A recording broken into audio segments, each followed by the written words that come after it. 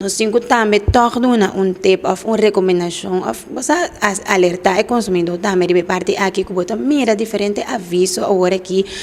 Black Friday pero para pagar tiki dus nada assim é promoção é de modo que é também atrativo para o consumidor que é também dentro de arreglo de pago por exemplo vai comprar produto no momento é não tem que pagar cash pero é tem que vai pagar toch tiki para o produto é tá arreglo é tá